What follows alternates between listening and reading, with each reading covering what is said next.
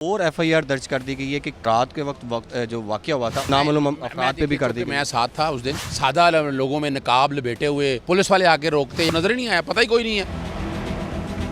नीयत सबकी यही थी कि एयरपोर्ट की चेक पोस्ट के करीब पहुंच जाएं, कोई भागने की जरूरत नहीं है। झूठे पर्चों में बैठकर भागते फिरें। हमारा काम है आइन और कानून की पासदारी करना। मेरा ड्राइवर तो गाड़ी के अंदर बैठा हुआ था, बाकायदा जाके मेरी गाड़ी को तोड़ा गया, शीशा तोड़ा गया, तशद्दुद किया गया और मोबाइल फोन छीन के ले गए।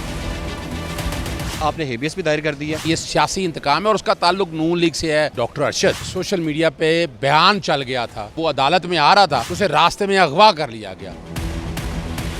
पब्लिक डिजिटल के साथ मैं हूं सलमान अमान और मेरे साथ इस वक्त मौजूद हैं वकील अजहर सदीक, जो कि इमरान रियाज के केसेस को जो है बड़े बारीकी से देख रहे हैं। लाहौर हाई कोर्ट में उन्होंने हेबियस भी दायर कर दी है और इमरान रियाज के ख़िलाफ़ जितने मुकदमात थे उसकी दरख्वास्त भी जो है अदालत में जमा करवा रखी है और उस केसेस पर भी समाअत हुई है। और पंजाब हुकूमत की जानिब से जो है IG पंजाब की जानिब से रिपोर्ट्स भी अदालत में जमा करवाई गई थी कि उनके खिलाफ कितने मुकदमात थे।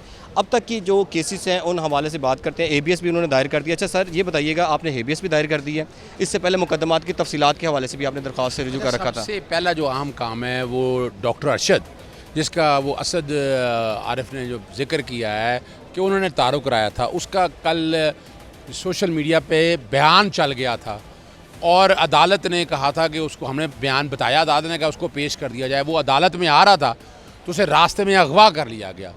ये साबित कर रहा है कि ये सियासी इंतकाम है और उसका ताल्लुक नून लीग से है।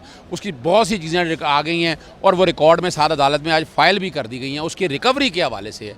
और बात बड़ी मज़ेदार है कि वहाँ 2.5 करोड़ का मामला था। अदालत ने 1 दिन का रिमांड शायद इसीलिए ही दिया है कि ये हम इसको पेश कर सकें। अब हम कहाँ से पेश कर सकते हैं? हमारे और बच्चों का मुकदमा तो झूठा है।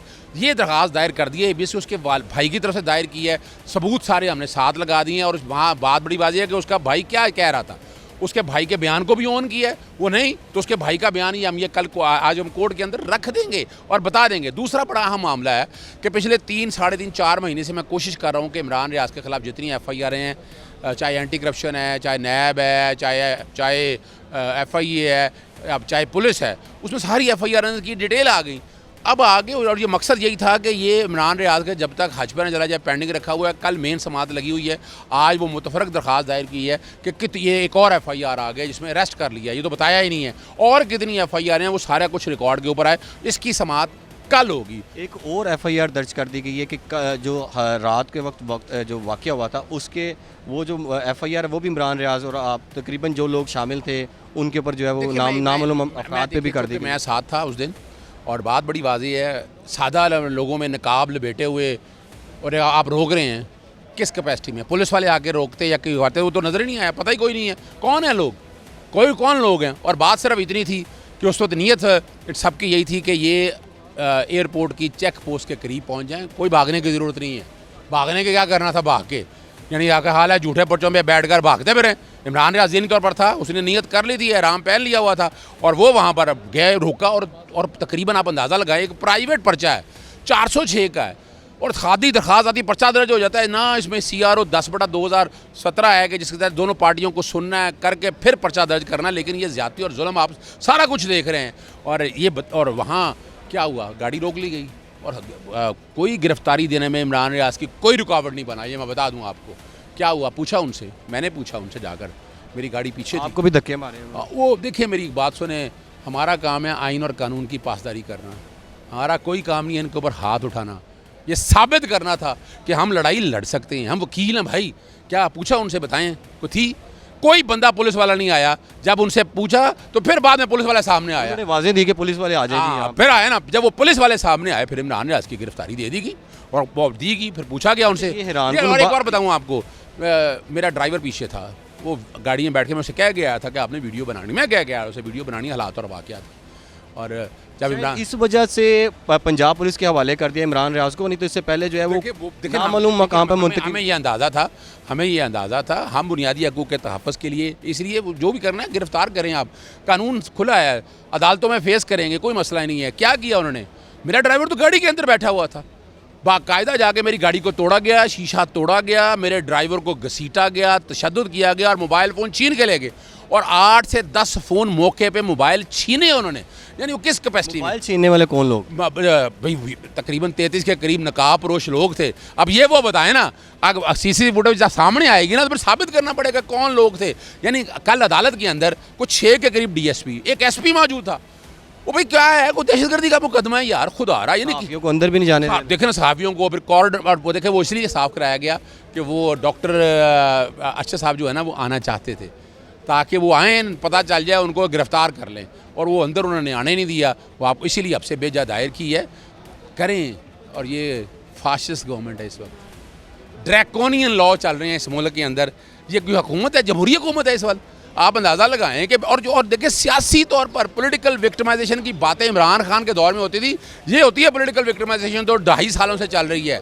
जुल्म हो रहा है कि जो आपकी आवाज़ के साथ आवाज़ मिला है उसको साइड पे कर दो, ये नहीं चल सकता। बुनियादी हकूक़ का तहफ़्फ़ुज़। और आप चीज़ आपको लगता है जुडिशल कर देंगे? देखिए मेरा तो आज नए मुकदमे में गिरफ्तारी न डाल दें। देखिए मेरी बात, नया मुकदमा उन्होंने दर्ज कर लिया है, और लेकिन हमारा केस बड़ा क्लियर है। हमारा बड़ा केस क्लियर है, ये डिस्चार्ज का है केस। और दूसरा केस जितने भी हैं वो आ जाएं, वो फेस करने के लिए तैयार हैं। अब तो बुनियाद वजह ये है ना। और मैं वैसे बता रहा चलूँ आपको, मेरे ड्राइवर की तरफ से जो मेरी गाड़ी को तोड़ा गया है, जो तशद्दुद किया गया है, जो मोबाइल छीना गया है, अंदराज मुकदमा की दरख्वास्त मेरी टीम की तरफ से जा चुकी है, ड्राइवर की तरफ से जा चुकी है। इंशाल्लाह उसको परसू भी करेंगे और 22 से 22 भी आएंगे।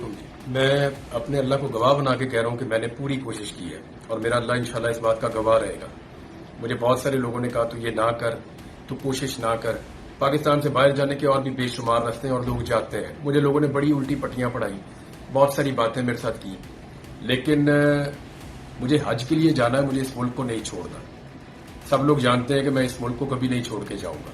मैं इस मुल्क में रहना चाहता हूँ, लेकिन मैं जिंदा भी रहना चाहता हूँ और आज़ाद भी रहना चाहता हूँ। बार बार पकड़ के अंदर डाल देते हैं, बार बार मुझे कभी गायब कर देते हैं, कभी मुकदमा दर्ज कर देते हैं। दर्जनों मुकदमा मेरे ऊपर बार बार दर्ज किए गए। मैंने पिछले 1.5-2 महीने बड़ी तकलीफ में गुजारे हैं। मैं 2022 में हज पे जाना चाहता था, मुझे गिरफ्तार कर दिया गया। ये एहराम मैंने 2022 में पहनना था, फिर 2023 में मैंने ये एहराम पहनना था तो मुझे अगवा कर लिया गया। और मैं जहां पे था उन लोगों को मैंने कहा, मैंने टकरे मार मार के कहा कि मैंने हज पे जाना है। उन्होंने कहा जी इस साल आप नहीं जा सकते, आप अगले साल चले जाइएगा।